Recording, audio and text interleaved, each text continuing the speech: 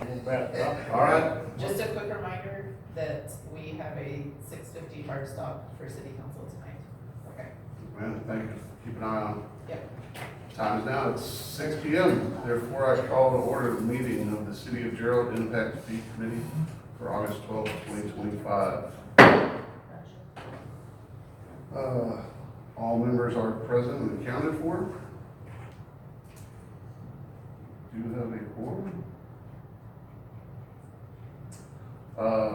Please remember to silence all cell phones and devices at this time. Get through the meeting.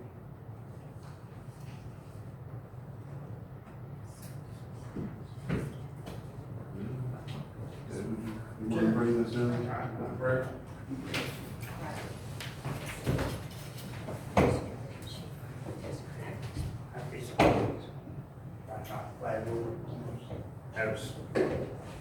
You want to set that up the track for me?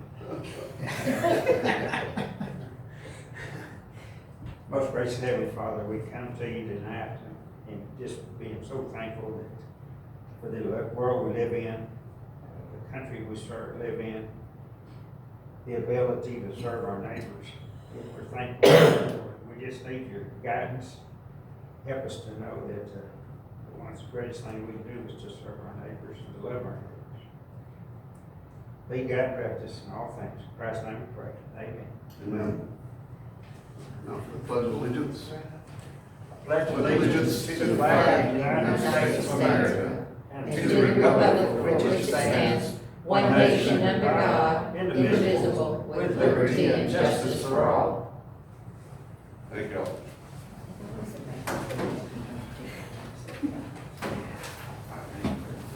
Wait for it not to go over. Because I'm not. At this time, do we have any public comments that were, There wasn't a place to sign that. It's okay. I don't want. It wasn't there when you walked. I don't want to talk to you. all right? No citizens wish to speak on any public matters? Next on the public hearings, receive and discuss presentation relating to proposed 2025 impact fees. Thank you, sir. So I'm gonna pretty much just turn this over to Richard Campbell from Nugent. They have been doing the impact fee report for the city, or amending the one that was conducted last year and updating it for this. Oh, you get nice. Hi, I'm not Richard. My name's Andrea Gamble, and I've been doing all this smart stuff on the study. I'm just kidding. But I have been doing the study as well with Richard, so I'm going to start us off. Last time I saw everyone, we discussed LUAs, so the land use assumptions, and we discussed the capital plan. So we're gonna take all that we discussed then, and we're gonna move it into impact fees and how those affect the impact fees. Okay, first off, what are impact fees? Impact fees are just a mechanism for you to recover infrastructure costs associated with future development, so anything having to do with growth. The impact fees are also, the study itself is over a 10-year period.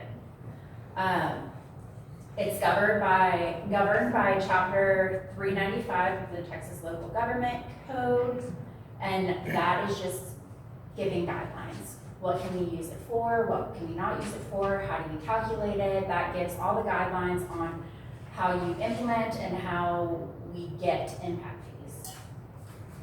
So impact fees can be used for many things. Number one thing we need to remember is that it's anything having to do with growth. So nothing, no existing, but construction for growth, surveying, financing, if any of the projects on the CIP need to be financed or you need to issue debt for it, then those financing costs can be, impact fees can go towards that as well. It cannot be used for O&M, it cannot be used for administrative fees, things like that. So how do we calculate impact fees? So we went over the land use assumptions, population growth, the projections for that, and then we come up with the CIP, the capital improvement plan.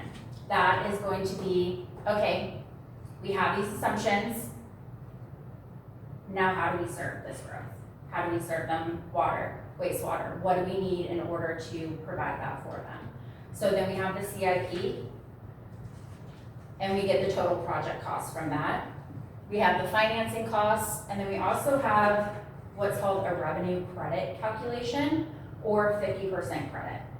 What this is, so right there, generated by new service units during the program period, 10 years, that is used for payment of projects included in the impact fee CIP. What that's basically saying is that they don't want to double charge.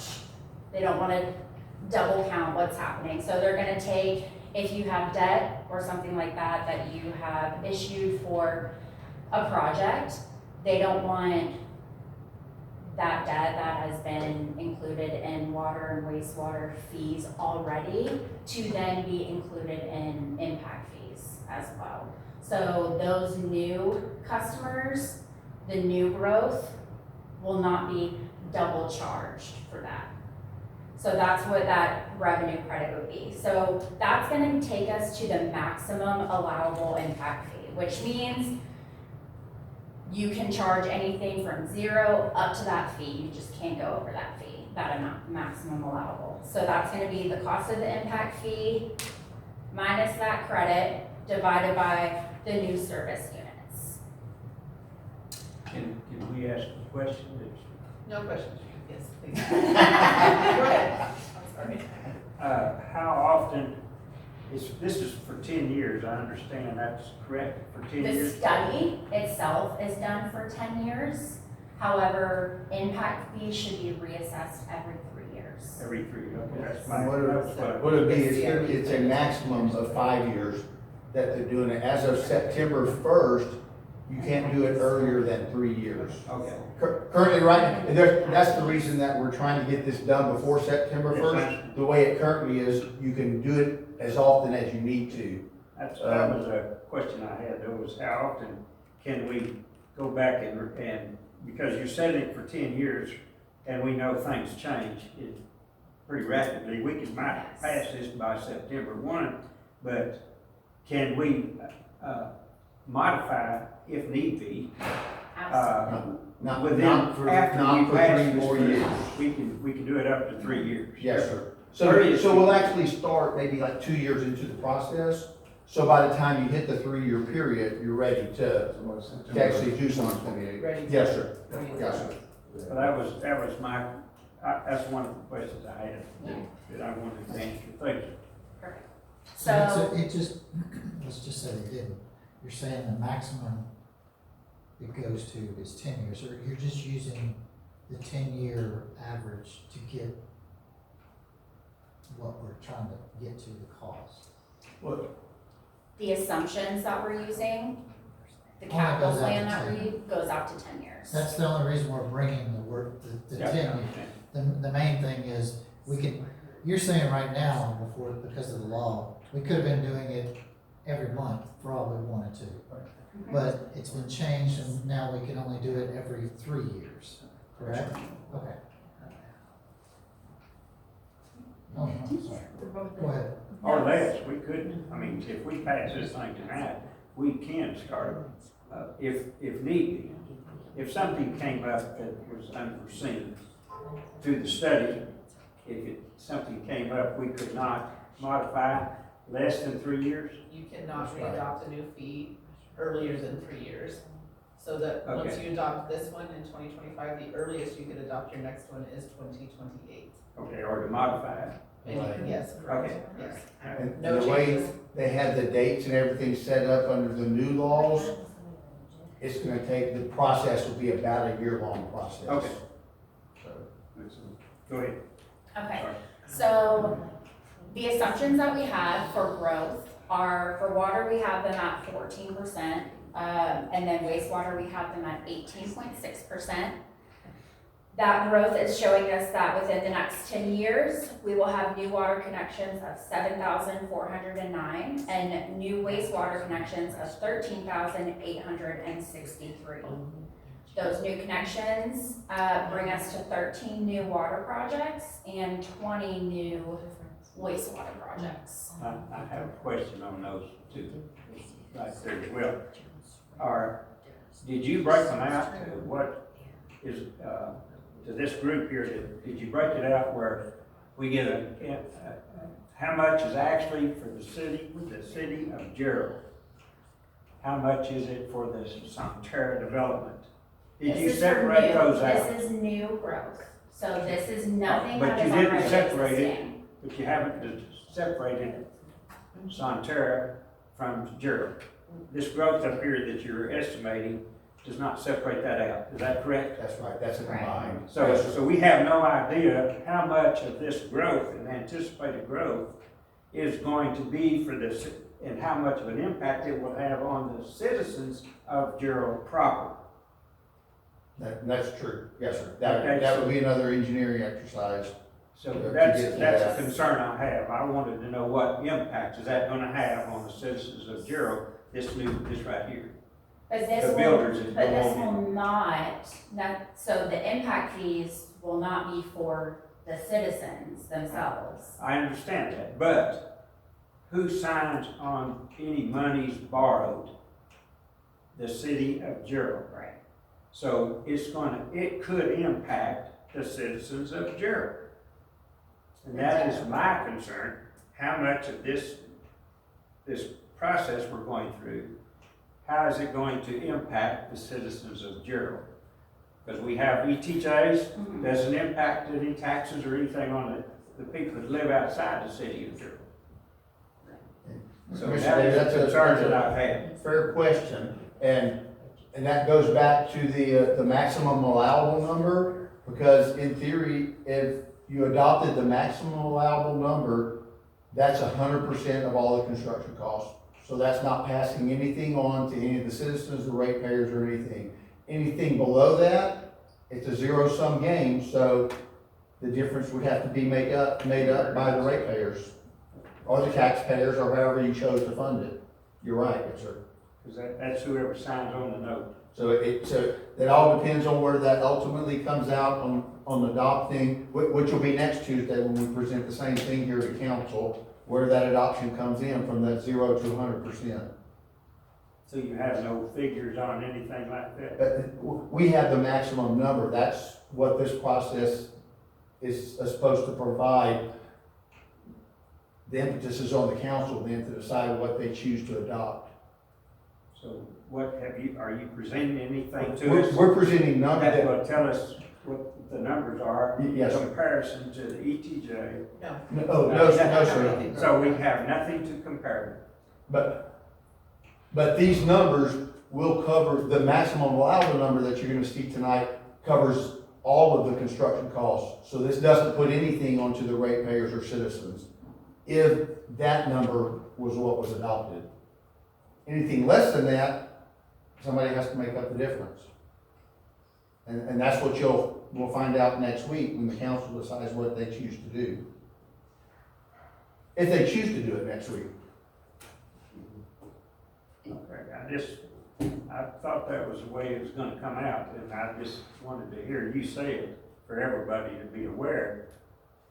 We have nothing that says what the difference is between Sonterra or the ETJ versus the city of Gerald proper. You're right, Mr. Davis. We have nothing to compare. Right, just for So growth. we don't know, other than we know, bottom line, whatever we borrow money on, Gerald proper is responsible for Yes, that, sir, Mr. Davis. the Yes, sir. taxpayers.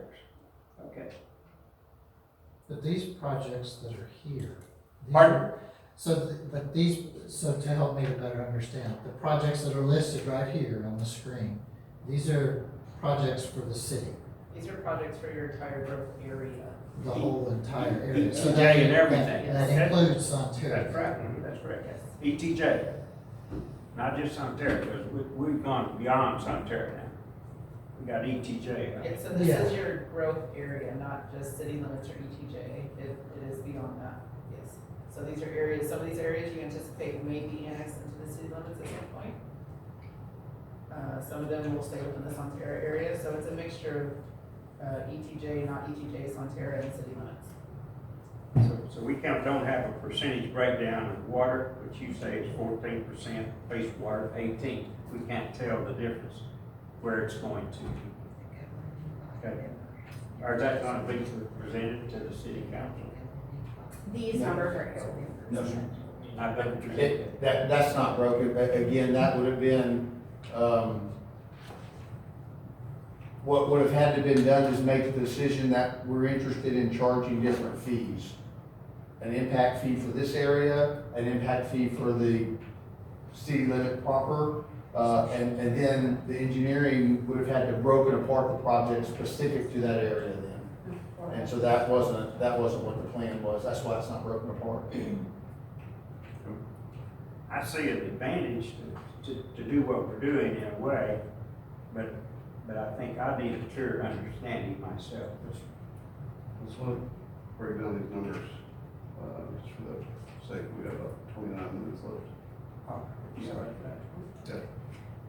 So these are the same projects that we saw last time, the CIP. We have, on the left side, we have the total project amount, and then we have the allocated percentage of what that growth is going to use within the 10 years. So obviously, we're not gonna half build a project or half estimate, so that's that whole project, that's what would be utilized, the percentage that's utilized within the 10 years, and then the actual eligible cost for impact fees. So the total, 166.4 million. The impact fee eligible cost is 62.8 million for water. And then same thing on a wastewater.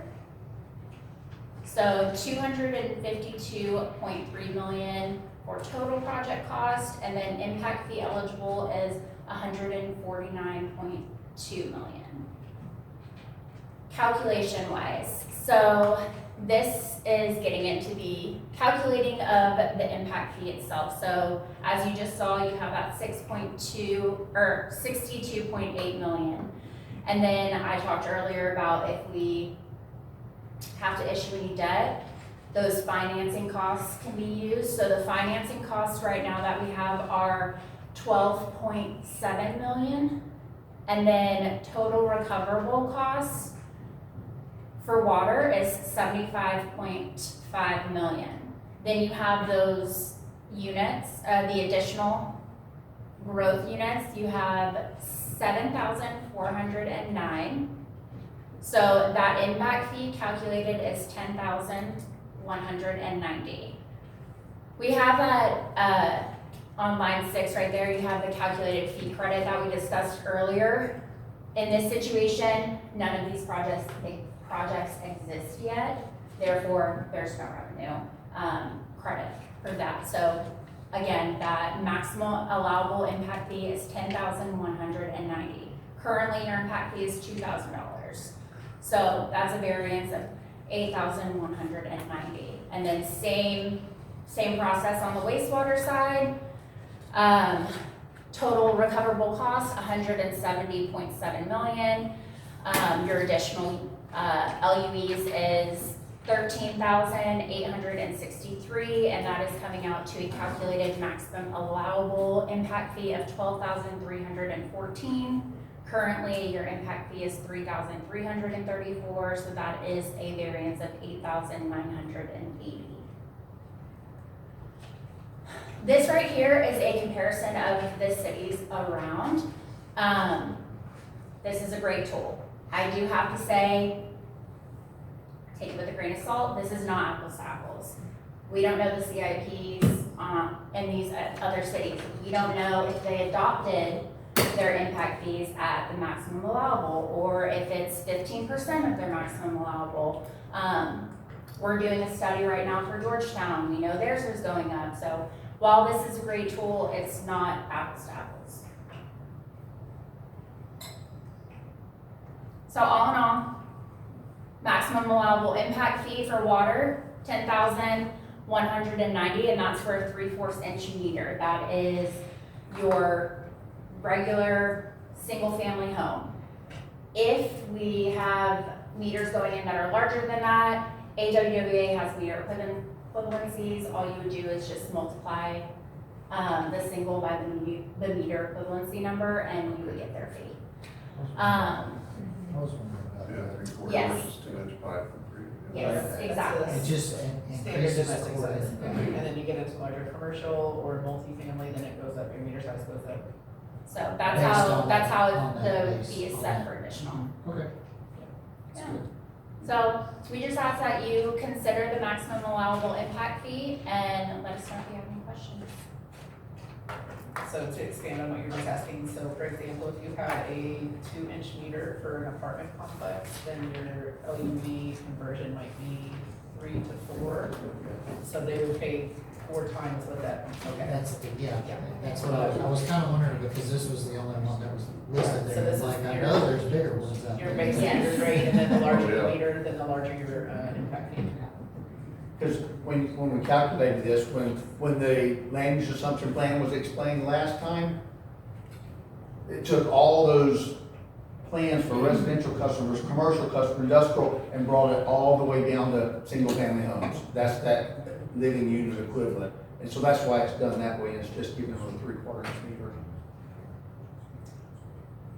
We are also, Mr. Bryson, working on a cost to be survey, which will probably provide more of the information that you're looking for, how much it costs to treat this per gallon for Right. this area, or this area. Well, it seems you already have an anticipated growth in what areas, you've already got that. I think if we match and take those figures and use that estimated growth and figure how much is outside, just like this waste treatment. So. You when got this- North Fork, you got Montague, Willis, how many of those units, expansion units, are within the city limits of Jericho? When those land use assumptions were done last year by HAP Engineering, they did not break it down in that manner, but the next time that we readdress this, the next time we look at impact fees, we can certainly ask them to break it down for in city limits, ETJ, Sonterra area, so that you get a better picture of what it is that. I think that needs to be taken into account. Yes, sir. I really do. Because, like I said, the bottom line, the citizens of Gerald are responsible for the bottom dollar. And we want to make sure that we've got it covered.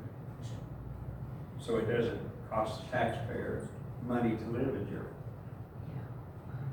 That's just my thoughts on it. Anyway, I'm done. Be quiet. Good. That's what the, this discussion and presentation was for. Okay, Sally, asking any other questions for the presentation?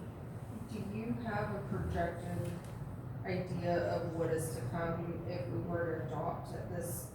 Is that what that number there is? The 10 and the 12, that's that number. Okay. So 10,190 for your water and 12,314 for wastewater. Okay, thank you. So, And is this just based on people demographics or what? This is based on what your projected population and land use assumptions growth are for, so your wastewater area is gonna be different than your water area. That's why they're gonna be a little bit different. Yeah, I understand that piece, it's just more about the. anticipated growth. Yeah, it's the What- growth, it's but where are you getting the growth, it's from a certain. That set of money will be demographics? passed on to the buyer of the home. Yeah, Basically. yeah. It's based for off sure. of your, like the population growth that we've seen. over Yeah. a certain number of For like years. the school district, so like when I go to the school board meetings, they clearly show me the demographics of all, where they're anticipating all this new students coming in. Is this how this is? So that would have been in that half report that you guys would have received in July at the first meeting. I'm sorry, I didn't include it in this I packet. think I vaguely remember that piece of Okay. it, so. Yeah, you should have some growth population maps in there, or growth area maps in there. That, yes, sir, Mr. Jason, it is close to what they did on that, for that process too. Kind of the same thing that you were receiving from the school. In the half, right? No doubt about it. I mean, this has been a long time coming. Very good. And it's certainly one we need, in my estimation, it certainly something we need to move forward with and go for the maximum as far as I'm concerned, go for the max. I mean, we've been an easy place for anybody to build at, the cheapest place. Cheapest place. And Not that's necessarily our the problem, easiest, but we can't, cheapest. we grew so fast because the developers saw this as a wide open green pasture. Run the cow, turn the cows out, let them, but we'll never get that down in time. Right. And so that's kind of the way I see it, but now's the time to jump in there and let's get it up there where we can protect our city, Our resources. and so that they Our can. infrastructure, that's Well- what concerns me the most.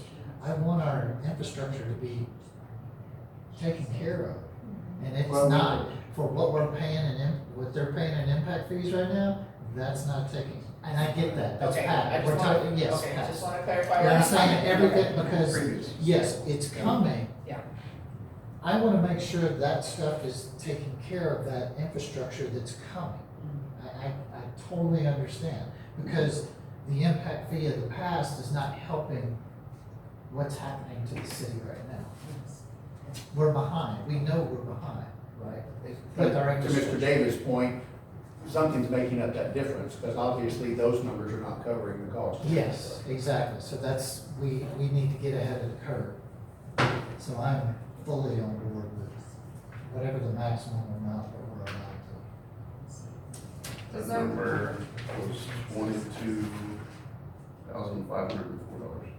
Is there a reason as to why we would not with the max? Like, why, I mean, to me, I'm like, okay, go for the max, why would we not? The law, I think. A lot of the argument comes up all the time that, okay, if we do this, we're gonna stop development. I have been involved in 3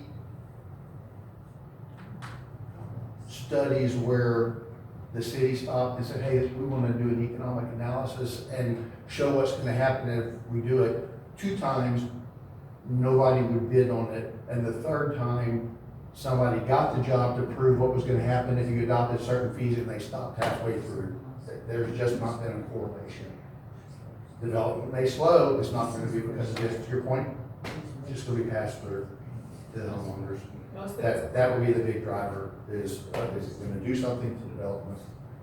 And does that get passed through in like a MUD or your tax rate, or where, at what point does a homeowner quote unquote see this? On the purchase of the house. Or- Yes. So impact fees are assessed at the time that they file their final plat. We tell them this is how much you're going to owe based off of our current impact fee rates. We don't collect impact fees until they file a building permit. And if they file a building permit within that first year of recordation of that final plat, we cannot collect an impact fee. So it has to be a year, at least a year after that. So at the time that they pull that building permit, they bill their building permit fees, meter fees, and their impact fees at that same time. And then to expand on what Richard said about, why wouldn't you? Most of the time, you're gonna get a lot of pushback from developers and builders that say, we don't wanna push this cost along to our builders. Which then means that the city is going to push that cost along to existing residents. Somebody has to pay for it. I mean, I don't care how you look at it. We're all gonna pay for it in the end. The thing is, it needs to be paid for, no matter how you look at it. It has to be paid for. It's not free, no matter how you look at this. So we have That's to right. look at it from that perspective as well, so. So in long term, looking at this, if these costs are going to be put on to the new homeowners, is that gonna raise property values in one way or another, since they're paying more, does that? That should follow with property value, yes, ma'am. Right. So when you come through from a tax standpoint, that should reflect that.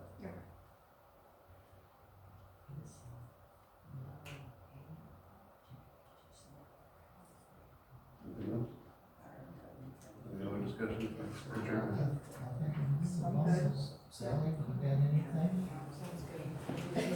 All right, thank you both. Yes, Thank you so I much. appreciate it. We've concluded our discussions. Do we have a motion? I'll make a motion to recommend the adoption of the impacted fees as presented up to the maximum allowed amount. Second? One or the other. Go ahead, Senator. Sally, I hear a second. Any other discussion before we vote? No other discussion? We'll go one by one. Commissioner Bryson, let's see, you want to pass the motion? I agree. I agree. Yes. Ms. McLean, Yes. say yes. Secretary Kendall, Yes. Vice Chairman Oliver, Yes. that's a yes. I vote yes as well. Pass proposed 2025 impact fees at the maximum amount recommended by the impact study.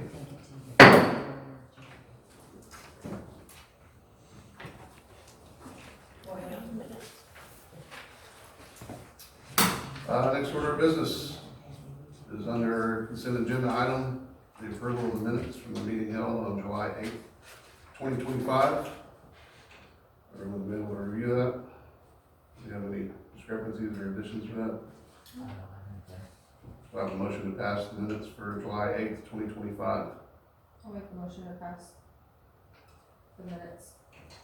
Okay, we have a motion to pass. Do I have a second? Second. Mr. Oliver seconds. I know it. We call on, please give your vote. Mr. Bryson, In favor. in favor?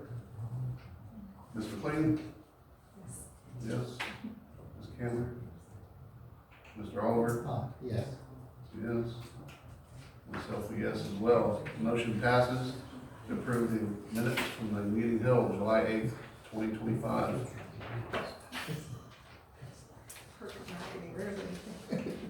Anyone else on the commissioners wish to speak on anything else tonight? We still have 10 minutes. I think we've addressed the main things here. Anything about the city that we need to help with that? Dave, And follow up. any other suggestions? Whatever y'all want to do, Well, I As was much saying, that's my concern, so. All right. Well, hearing nothing further, we are adjourning the regular meeting of the Impact Fee Committee at 6:32 p.m. Thank you all.